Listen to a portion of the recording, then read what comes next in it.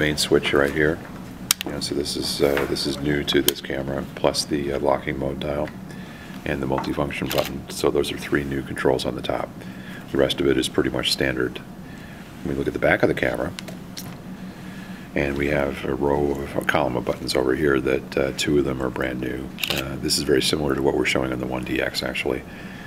This is the new creative photo button though that is new to this camera, and what that does for us is to allow us to go into the picture style, the multiple exposure, or the HDR modes. And as I do that, I'm able to then make adjustments in those modes depending on what I want to set up. So we back out of that.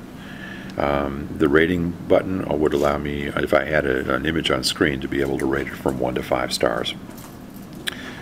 The magnification button is also useful because, like the 1DX, I can program what I want the first magnification to show up on the screen, what it should be.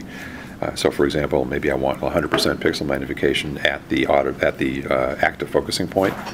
So that'll be my first one that I get when I press the button, and then when I want to adjust it, I'll come back up to the top of the camera and use the main dial to go either higher or lower from that point.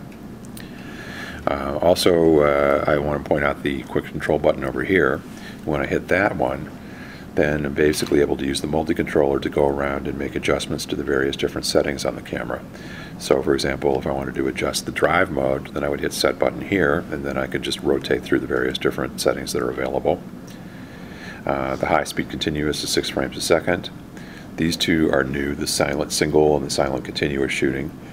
And as long as we're here, let's just take a look at some of the noise levels that we're getting with this. First I want to show you the high-speed continuous. And I'm going to move into a nice fast shutter speed. Okay, and as I go into single frame, that's that. But now let's talk about the silent single. Notice the difference. Much quieter.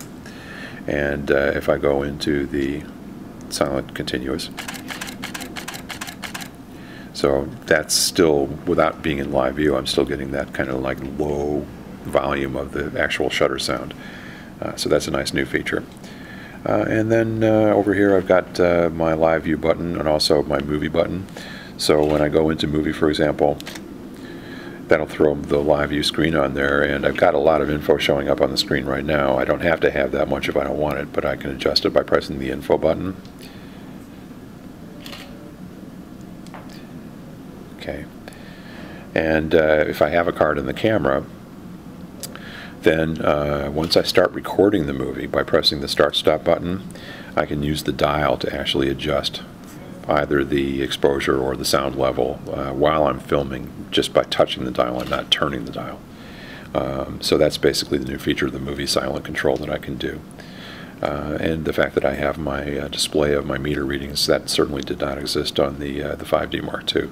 So that's essentially what's going on in the movie screen.